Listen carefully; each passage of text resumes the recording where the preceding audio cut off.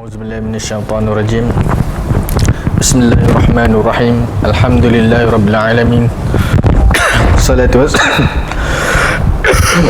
wassalamu ala asyrafil anbiya'i wal mursalin wa ala alihi wa sahbihi ajma'in. Rabbi shrah li sadri wa yassir li amri wahlul 'uqdatam min lisani yafqahu qawli, amma ba'd. InsyaAllah pada hari ini kita akan sambung bacaan hadis-hadis daripada kitab Riyadhus Shalihin karangan Al-Imam An-Nawawi rahimahullah ta'ala. InsyaAllah hari ini kita tengok kembali hadis yang telah kita baca semarin, cuma kita tidak perincikan, kita hanya baca sepintas lalu saja, iaitu hadis ke-17 atau dalam sebahagian cetakan hadis tersebut adalah hadis ke-18. InsyaAllah kalau sempat kita baca beberapa hadis untuk hari ini. Hadis yang ke-17 yang telah kita baca semarin, iaitu hadis daripada Abi Musa Al-Asy'ari radhiyallahu anhu. Wa an Abi Musa Abdullah bin Qais Al-Asy'ari radhiyallahu anhu anin Nabi sallallahu alaihi wasallam qala inna Allah ta'ala yabsutu yaduhu bil laili liyatuba musii'un nahari wa yabsutu yadu bin nahari liyatuba musii'un nahar liyatuba musii'al laili hatta tatlu'a asy-syamsu min maghribiha, rawah Muslim. Dan telah kita baca terjemahan hadis tersebut kemarin hinggalah hadis ke-19. Ketiga hadis tersebut dibawakan oleh Al-Imam Nawawi rahimahullah ta'ala sebagai nama isyaratkan kepada kita tentang tempoh taubat.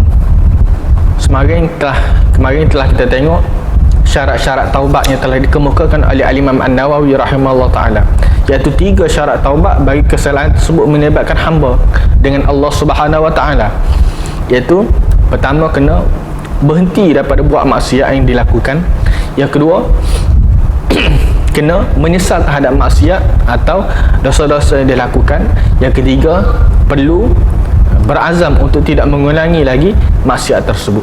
Itu secara umum bagi 3 syarat. Sebagian ulama menambahkan lagi 2 syarat untuk taubat bagi dosa hamba dengan Allah Subhanahu wa ta'ala, iaitu pertama, ikhlas kepada Allah Subhanahu wa ta'ala, yang mana taubat dia tersebut tidak dipengaruhi oleh benda-benda lain. Taubat dia kerana Allah Subhanahu wa ta'ala, sama ada kerana dia takut kepada Allah ta'ala, takut terhadap azab-azab Allah Subhanahu wa ta'ala, atau dia malu terhadap Allah Subhanahu wa ta'ala, atau dia bertaubat kerana dia melihat keagungan Allah Subhanahu wa ta'ala. Dia melihat begitu banyaknya jasa Allah Subhanahu wa ta'ala terhadap diri dia, hingga dia rasa tidak patut untuk dia bermaksiat kepada Allah Subhanahu wa ta'ala, yang membawa dia kepada berhenti untuk melakukan dosa-dosa dan maksiat kepada Allah Subhanahu wa ta'ala. Satu lagi syarat yang ditambah oleh para ulama, iaitu tempoh taubat tersebut perlulah dalam tempoh yang telah ditetapkan. Allah Subhanahu wa ta'ala telah buka seluas-luasnya pintu taubat kepada manusia, hingga tidak ada satu tempoh melainkan tempoh yang terakhir sekali dalam kehidupan manusia. Bagi setiap individu ada tempoh dia. Manusia secara umum ada tempoh taubat yang Allah Ta'ala tetapkan kepada mereka. Bagi individu, Nabi SAW telah sebutkan tempoh dia adalah apabila nyawa manusia sudah sampai di kerongko, manusia nazak, manusia nak meninggal dunia, dan ruh dia sudah mau keluar daripada tubuh badan dia, sebagaimana hadis daripada Abdullah bin Umar Al-Khattab radhiyallahu anhu ani Nabi sallallahu alaihi wasallam qala inna Allah azza wa jalla yaqbalu taubatal abdi ma lam yughargir. Allah Subhanahu wa ta'ala menerima taubat seseorang hamba selagi mana dia tidak nyawa dia tidak sampai ke kerongkongan. Hadis riwayat Tirmizi wa qala haditsun hasan. Hadis ini adalah hadis yang hasan. Ini hadis pertama dikemukakan oleh Al-Imam Tirmizi, yang mana status adalah hadis hasan. Kalau kita tengok sebelum ni pada mukaddimah yang dibuat oleh Al-Imam Nawawi rahimahullah ta'ala, pada mukaddimah yang kita tengok sebelum ni, Al-Imam Nawawi telah beriltizam, dia telah menetapkan untuk memasukkan hadis-hadis sahih saja dalam kitab beliau. Tapi kenapa ada hadis hasan? Ini hadis hasan pertama yang kita temui yang terdapat dalam dalam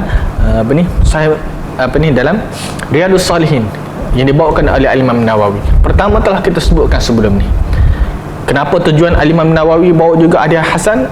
Kerana iltizam dia untuk memasukkan hadis-hadis sahih itu adalah secara ghalib. Itu secara ghalib. Secara kebanyakan, sebab kita boleh tengok berapa hadis dah telah kita lalui baru ada hadis hasan. Secara ghalibnya dia akan masukkan hadis-hadis yang sahih. Itu yang pertama. Yang kedua, oleh kerana sudah menjadi satu kebiasaan para ulama terdahulu, dia memasukkan hadis hasan ini dalam kategori hadis-hadis yang sahih. Memasukkan dalam kategori hadis-hadis yang sahih.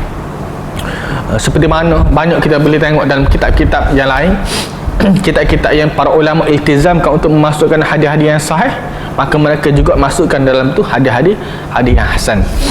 Panjanglah perbahasan kalau kita nak bahas tentang perkara tersebut. Kenapa hadis ini boleh jadi hasan? Kerana ada perawi, seorang perawi yang bernama Abdurrahman bin Thabit.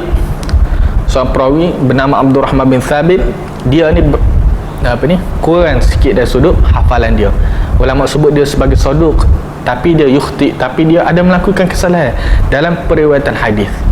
Syarat nak sesuatu hadis nak menjadi hadis sahih, antara syarat penting dia kena kuat hafalan dia, dan dari sudut adalah dia perlu seorang perawi thiqah, seorang perawi yang boleh dipercayai, dan hafalan dia tu kena hafalan yang kuat. Dia boleh ingat hadis yang dia dengar daripada tok guru dia, dan dia boleh sampaikan hadis tersebut kepada orang lain seperti mana yang dia dengar daripada tok guru dia.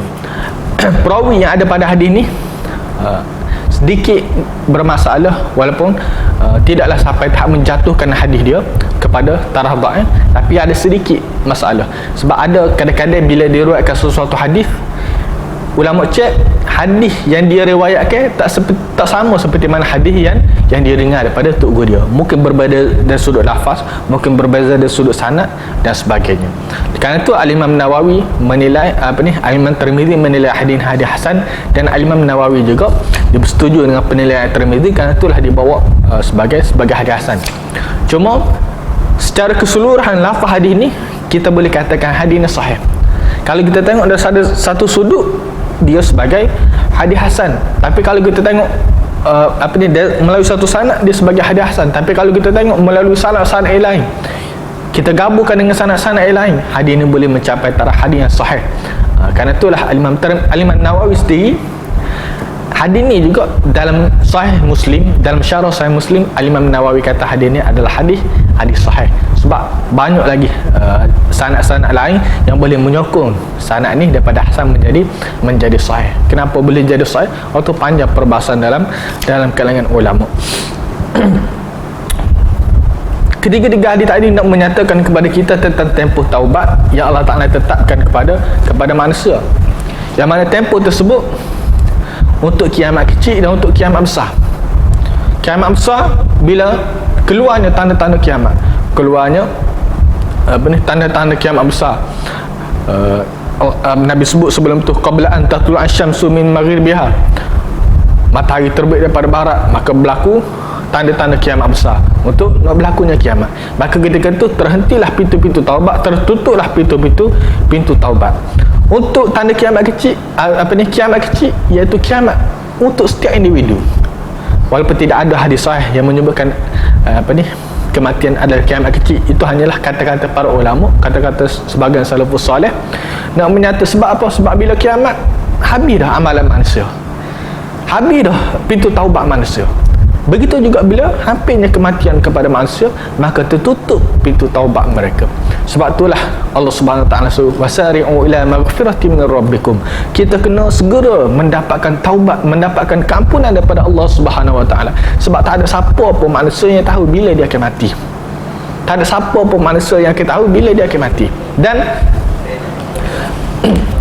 orang yang paling menginginkan taubat adalah orang yang bila dia hampir mati. Bila dia hampir mati, tak ada dah perkara lain yang dia fikirkan melainkan nak taubat kepada Allah Subhanahu Wa Taala.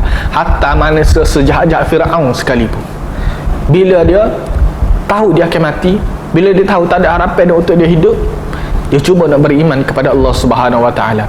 Tapi Allah Ta'ala tidak menerima taubat dia. Sebab apa?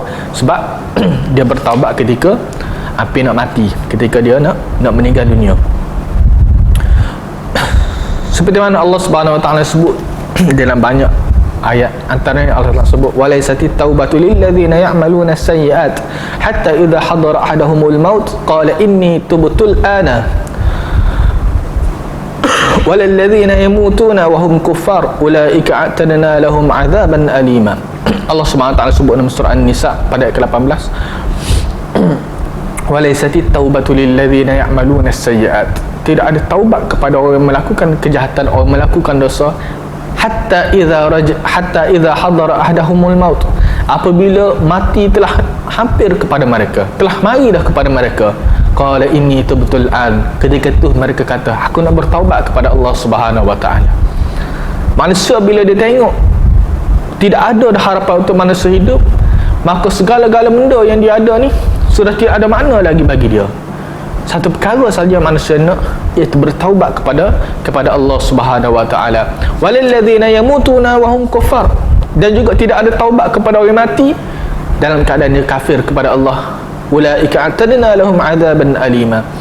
Allah Taala kata mereka-mereka ni Allah Taala sediakan azab yang pedih, azab neraka yang pedih kepada mereka, bagi mereka yang mati dan keadaan tidak bertaubat kepada Allah Subhanahu wa taala. Suatu hidup mereka melakukan dosa-dosa, mereka lakukan maksiat kepada Allah Subhanahu wa taala.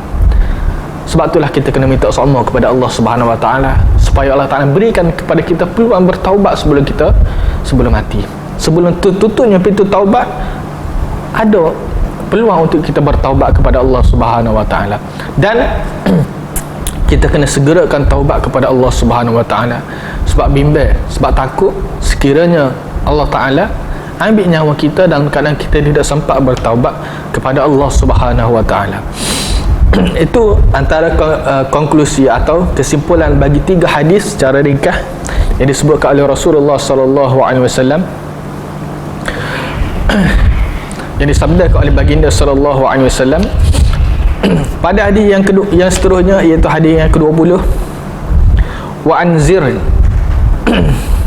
daripada Zir bin Hubaish rahimahullah taala,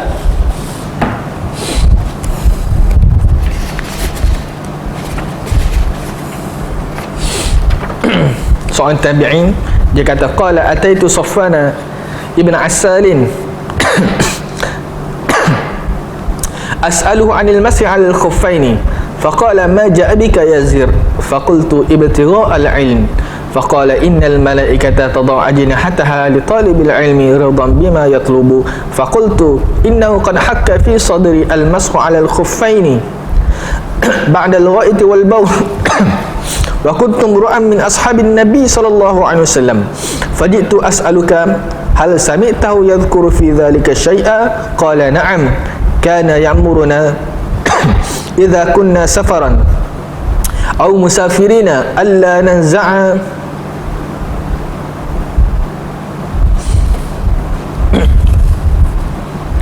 nanzi'a khifafana thalathata ayamin wa layaliyahunna illa min janabatin lakin min ghaitin wa bawlin wa naumin. Faqultu hal sami'tahu yadhkuru fil hawa syai'a qala na'am kunna ma'a rasulillah sallallahu alaihi wasallam fi safarin fabaina nahnu 'indahu idh nadahu arabiyyun bi sautin lahu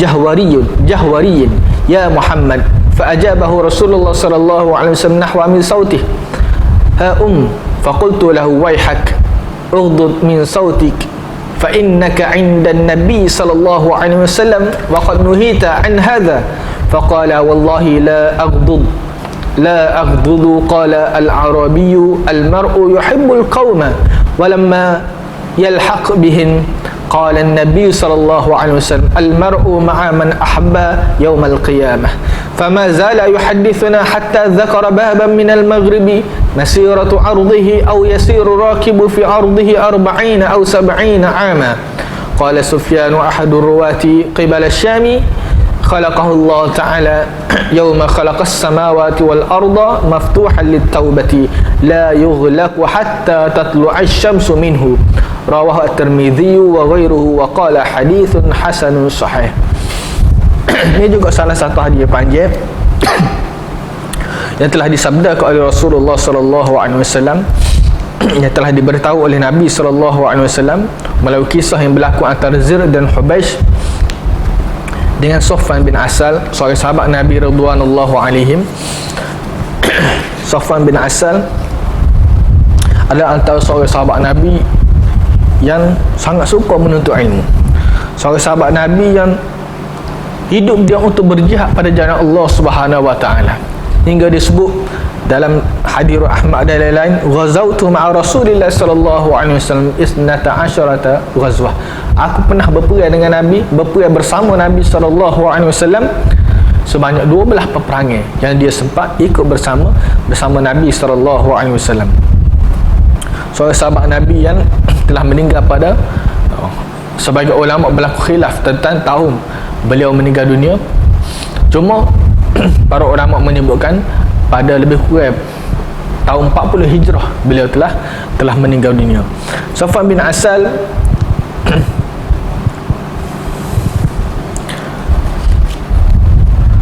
memberitahu kepada Zir, seorang tabi'i, Zir bin Hubaish. Satu hari dia bertemu dengan Safwan bin Asal. Bila dia bertemu dengan Safwan bin Asal, dia pergi bertemu dengan Safwan bin Asal nak tanya satu perkara, iaitu nak tanya berkenaan menyapu di atas khuf. Ada perkara yang Zir bin Hubaish ni dia rasa syak, dia rasa hati dia tersenis lagi mana tidak tahu benda tu mari daripada Nabi sallallahu alaihi wasallam. Jadi dia bertemu sahabat Nabi. Lalu Safwan bila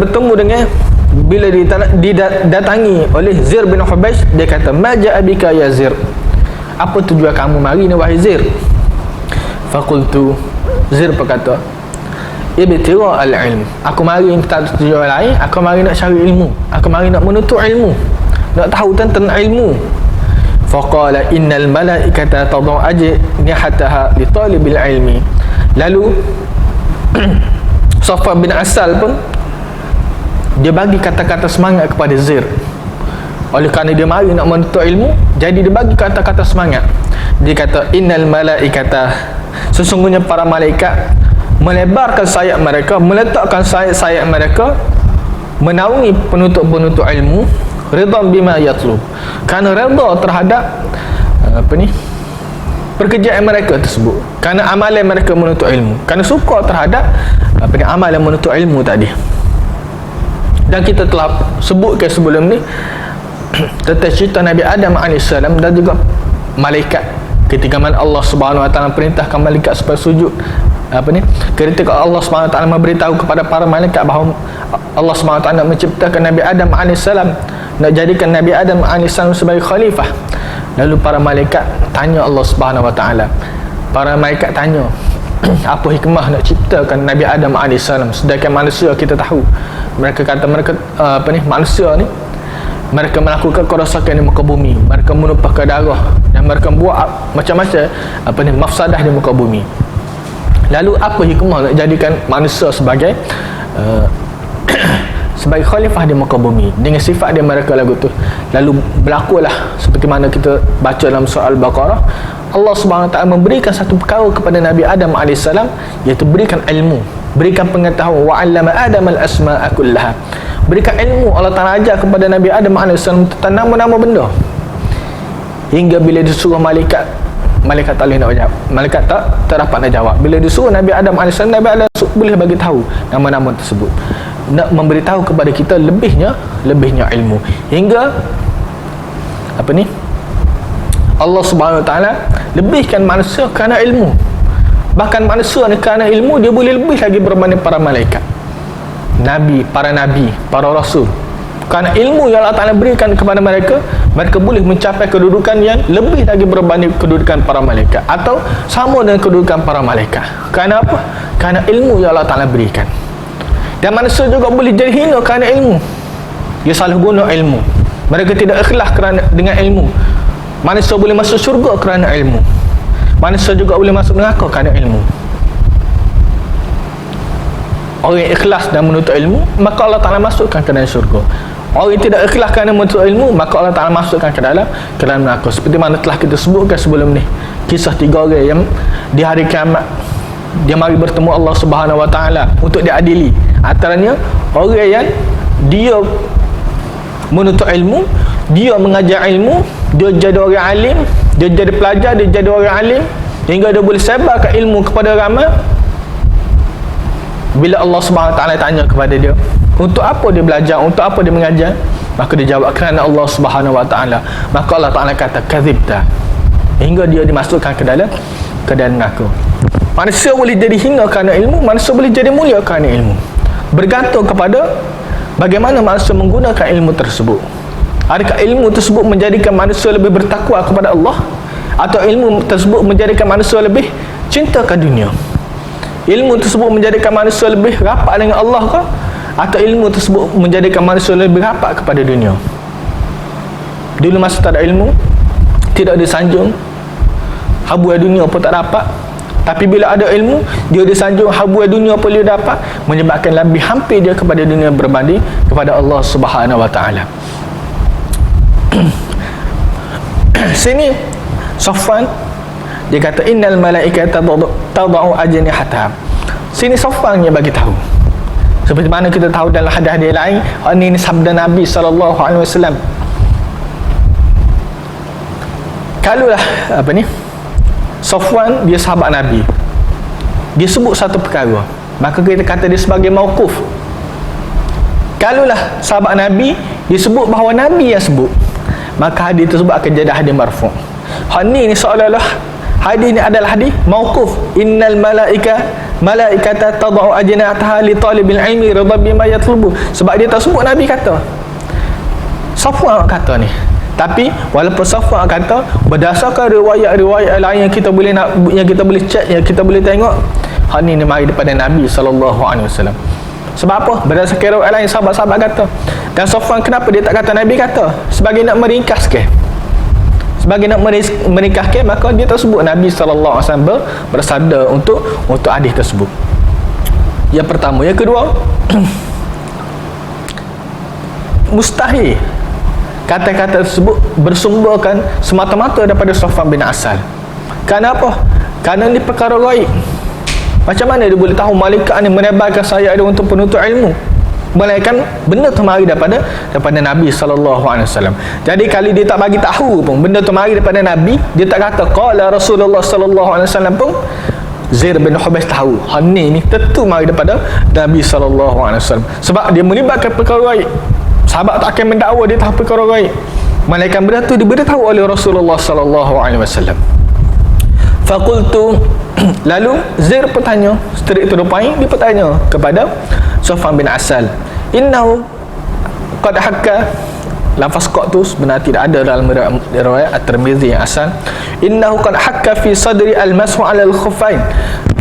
Berlaku tak sedap dalam hati aku, dalam jiwa aku dan dada aku ni tentang menyapu kedua khuf ba'dal ghaiti wal baul, selepas buang air selepas buang air besar, selepas buang air kecil. Aku rasa tak sedap dia. Sebab kita ambil semaya, sama-sama ni kita ambil semaya, bila kita buang air besar, bila kita buang air kecil, batal air semaya kita, kena ambil air semaya lain pula. Tapi aku ada dengar bahawa lepas kita buang air besar atau buang air kecil, kita boleh sapu je di atas khuf. Jadi dia berasa supaya tak sedap je. Dia berasa perlu kepada keyakinan nak buat benda tersebut. Lalu dia mari bertanya Safwan bin Asal, wa kunta imra'an min ashabin Nabi sallallahu alaihi wasallam. Zaid kata, kamu wahai Safwan adalah sahabat Nabi. Fajitu as'aluka, kerana itulah aku mari nak tanya kepadamu, nak tahu Nabi ni ada sebut gapo-gapo ke tak tentang sapu kedua khuf selepas buang air besar, selepas buang air kecil. Kalau ada Nabi buat benda tu, atau Nabi bagi tahu boleh, maka aku akan senang hati, aku akan lapar dada. Hari ni aku tak tahu, aku dengar orang kata boleh. Jadi aku mari nak pastikan denganmu, betul ke tak ada di Nabi sallallahu alaihi wasallam. Hal sami tahu yadhkuru fi dhalika syai'an. Adakah kamu pernah dengar Nabi sebut tentang perkara tersebut, apa-apa yang pernah Nabi sebut tentang permasalahan tersebut? Qala na'am. Safwan kata, ya, aku pernah dengar Nabi sallallahu alaihi wasallam sebut, kana ya'muruna, Nabi memerintahkan kami, idza kunna safaran, apabila kami bermusafir, au musafirina, alla nanzi'a khifafana, agar kami tidak memecah khuf kami selama 3 hari 3 malam. Bagi bermusafir, Nabi kata tak perlu pecah khuf selama 3 hari 3 malam. Bila nak ambil ismaya, cukup sekadar dengan sapu di atas khuf, tidak perlu buat khuf untuk basuh kaki. Cukup sekadar sapu di atas khuf tersebut saja. Illa min janabah, kecuali yang disebabkan oleh janabah. Apa ni? Hadas besar. Untuk hadas kecil, maka diberikan keringanan oleh Rasulullah SAW untuk sapu di atas khuf. Tak perlu pecah khuf, sapu saja. Tak perlu pecah untuk basuh kaki untuk ketika nak ambil semaya. Hanya sekadar sapu saja. Illa min janabah, kecuali hadas besar. Bila hadas besar, maka kita kata kena pecah, kena ambil semaya semula. Walakin min ra'itin wala baulin wala naum, tapi kalulah buai besar, kalulah buai kecil atau tidur, maka tak perlu buai khuf, tak perlu sapu khuf untuk basuh kaki untuk ambil semaya. Ini Nabi SAW berikan garis panduan kepada kita untuk untuk memberikan kemudahan kepada kita. Janabah kena buai khuf, batal lah khuf, sapuan kita di atas khuf. Tapi kalau tidur, buai besar atau buai kecil, ini tak perlu. Sebab apa? Sebab janabah ni benda kadang-kadang benda kita boleh pilih, ikhtiar kita. Buai besar, buai kecil ni memang manusia tak boleh lari dah buat. Tiap-tiap hari manusia akan buai kecil atau buai besar atau tidur, manusia perlu buat. Jadi kalaulah disyaratkan tak tidur, syaratkan tak buai besar, syaratkan tak buai kecil untuk boleh sapu di atas khuf, maka jadi berat lah. Tapi kalau janabah ni tak, kadang-kadang tak berlaku pun janabah tadi, persetubuhan dan sebagainya tadi, benda yang jarang berlaku. Sebab tu Nabi bagi keringanan untuk perkara tersebut. Dan taharah ni kita tahu, taharah ni ada dua, taharah sugra, taharah kubra. Taharah sugra ni hadas kecil, taharah kubra hadas besar. Hadas kecil ni boleh sapu. Contoh, kepala kita ambil semaya, kita berhadas, kita ambil semaya, nak hilangkan hadas kecil, kita boleh sapu kepala, kita sapu kepala. Tapi hadas besar tak ada sapu. Sebab tu kepala bila kita nak mandi wajib tak padan dengan sapu, perlu kepada basuh. Begitu juga dalam bab khuf. Kalau berhadas kecil, kita boleh sapu atas khuf. Seperti mana bila kita ambil semaya, kita boleh sapu di atas kepala. Tapi apabila melibatkan hadas besar, maka dia tak padan dengan sapu, dia perlu kepada basuh. Sebab tu perlu dibuat khuf untuk mandi wajib dan basuh, ambil semaya dengan cara basuh. Fakultu, lalu aku tanya lagi mereka, dia bab khuf ni satu perbahasan yang panjang, kena tengoklah dalam hukum fiqh semula syarat-syarat khuf. Apa syarat-syarat yang membolehkan seseorang itu pakai khuf, kena pakai dalam keadaan suci, dia telah ambil sembahyang dengan sempurna dah, ambil sembahyang dengan cukup lengkap dah, basuh kaki dan sebagainya, lepas dia pun pakai khuf. Lalu untuk waktu-waktu seterusnya, bila habis sembahyang yang dia ambil tadi, maka dibolehkan untuk dia untuk sapu di atas khuf. Dah ada tempoh-tempoh dia. Bagi orang bermukim sehari semalam, bagi orang yang bermusafir 3 hari 3 malam, dan adalah syarat-syarat yang lain. Memakai khuf ni satu perkara yang besar sebenarnya dalam Islam, hingga sebagai ulama memasukkan memakai khuf ni dalam kitab akidah. Al-Imam At-Tahawi dia memasukkan dalam kitab akidah dia, akidah Tahawiyah, ada bab berkenaan memakai khuf. Sebab apa? Sebab ciri-ciri ahli sunnah wal jamaah, mereka mengharuskan sapu di atas khuf.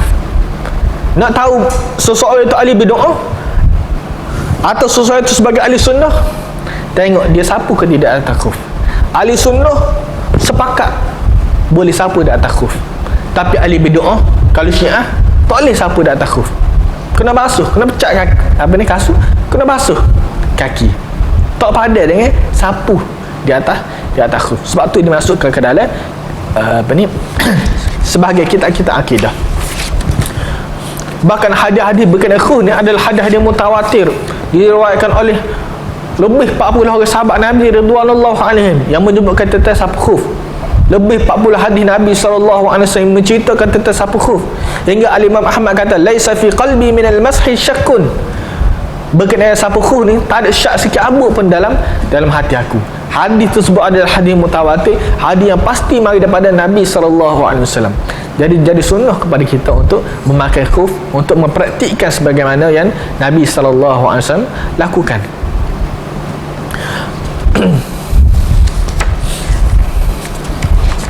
Seterusnya Nabi Zir tanya lagi, faqultu hal sami'tahu yadhkuru fil hawa'i syai'an, adakah kamu pernah mendengar Nabi sebutkan sesuatu tentang hawa? Hawa ni perasaan cinta, perasaan suka. Mu pernah dengar kau tak Nabi SAW menyebutkan sesuatu tentang perasaan cinta, perasaan suka ni? Lalu dia kata, na'am, aku pernah dengar Nabi SAW sebut tentang al-hawa ni. Kunna ma'a Rasulillah SAW fi safarin. Pernah satu ketika kami berada dalam satu musafir bersama Rasulullah SAW.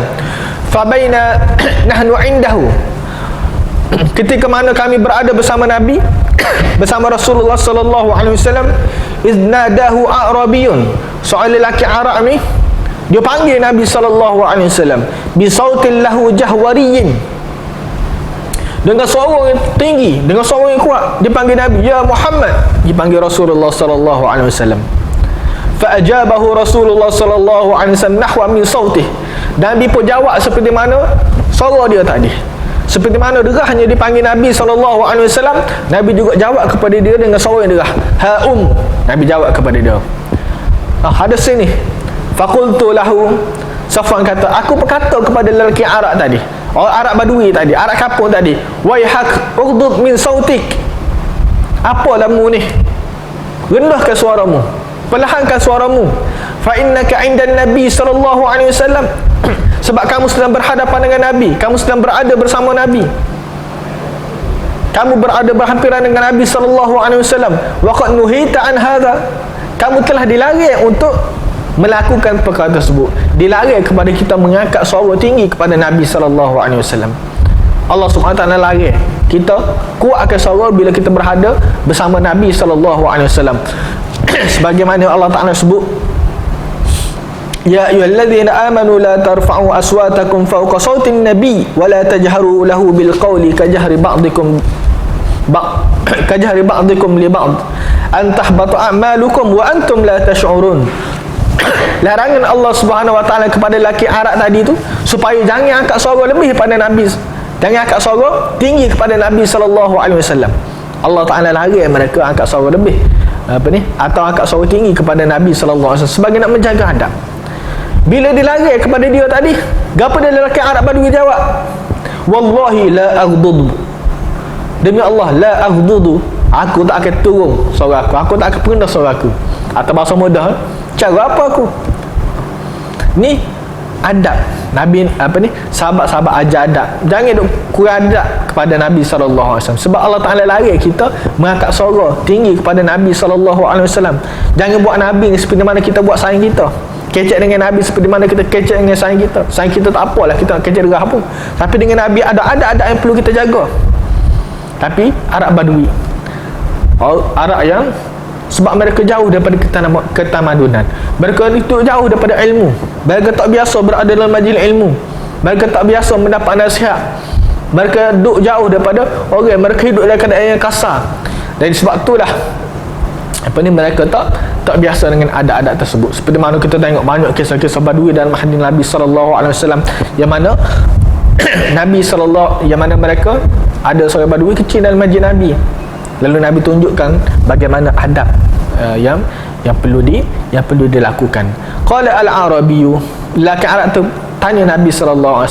Tujuan dia panggil Nabi SAW, nak tanya Nabi SAW satu perkara, dia nak dapatkan kepastian daripada Nabi SAW.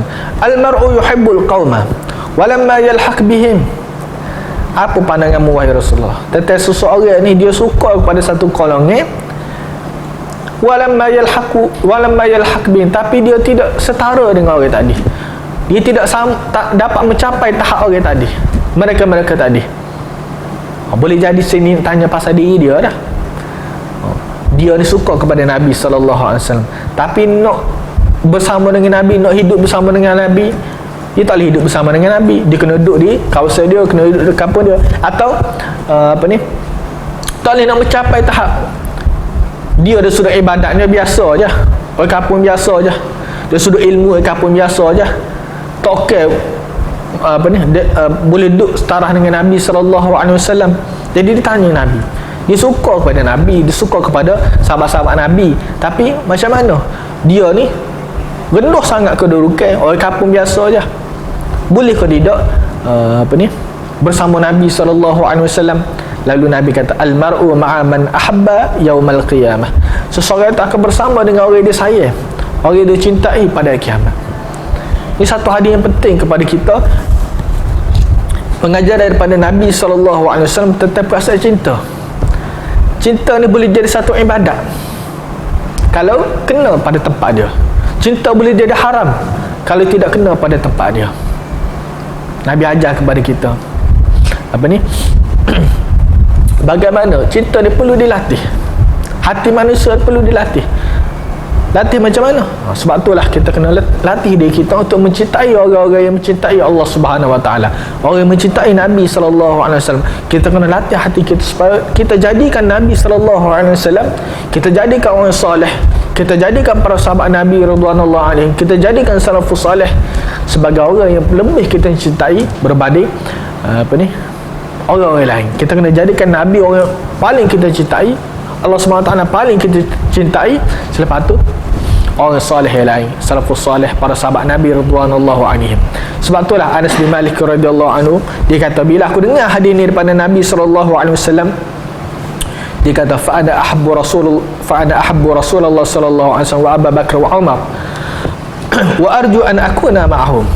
Aku dengar hadis ni, maka dia kata, aku cinta kepada Nabi SAW, aku suka kepada Umar, aku suka kepada Abu Bakar, aku suka kepada Umar, dan aku harapnya aku akan dapat bersama mereka pada kiamat. Akan dapat bersama dengan mereka pada kiamat. Fama zala yuhaddithuna. Sekalipun kalau kita kira dia sudah amalan lah, kita setara mana sangat nak setara amalan dengan para sahabat, setara mana sangat dia sudut ibadah kita nak banding dengan ibadah para sahabat. Kita ni orang biasa je, ilmu pun tak sampai tahap ilmu para sahabat. Nabi lebih-lebih lagi lah. Boleh ke tidak kita nak bersama dengan Nabi SAW pada kiamat? Kita boleh bersama Nabi pada kiamat. Kita boleh minum air di telaga Nabi SAW. Kita boleh berada dalam syurga bersama Nabi SAW. Cara dia macam mana? Cinta kita kepada Nabi SAW. Macam mana nak cinta kepada Nabi? Dia akan ada bab-bab dia. Macam mana cara nak mencintai Nabi SAW? Adakah cinta dengan membuta tuli lagu tu je? Ada cara, ada adab bagaimana kita nak mencintai Nabi SAW. Fama zala yuhaddithuna hatta dzakara baban. Nabi terus duk ceritakan kepada kami, duk sebut-sebut kepada kami, hinggalah Nabi sebut tetap ada satu pintu minal maghrib, yang berada di timur, yang mana pintu tersebut masiratu ardihi aw yasiru rakib fi ardihi, yang mana luah pintu tersebut kalau seseorang itu jalan atau dia sebut kalau seseorang itu naik kenderaan 40 tahun duduk daripada hujung ni ke hujung ni, 40 tahun baru sampai, atau 70 tahun baru sampai. Luahnya pintu tadi. Pintu apa? Pintu taubat Allah Subhanahu Wa Taala. Luahnya pintu tadi 40 tahun berkenderaan baru sampai. Kalau kita ambil Utah lah, zaman Nabi Utah sehari ni boleh jalan berapa kilometer? 40 kilometer Utah boleh jalan sehari. Kalau setahun kita akan dapat angka berapa setahun Utah boleh jalan. Kalau 40 tahun kita kira-kira lebih kurang 0,5 juta kilometer yang dimasukkan oleh Nabi SAW. Kalau 70 tahun 1 juta kilometer lebih. Kalau ukur kita nak ukur lah, nak bagi tahu begitu luasnya pintu taubat yang Allah Ta'ala sediakan untuk manusia. Qala Sufyan ahadur ruwati. Sufyan iaitu salah seorang perawi ni, dia kata qibala Syam.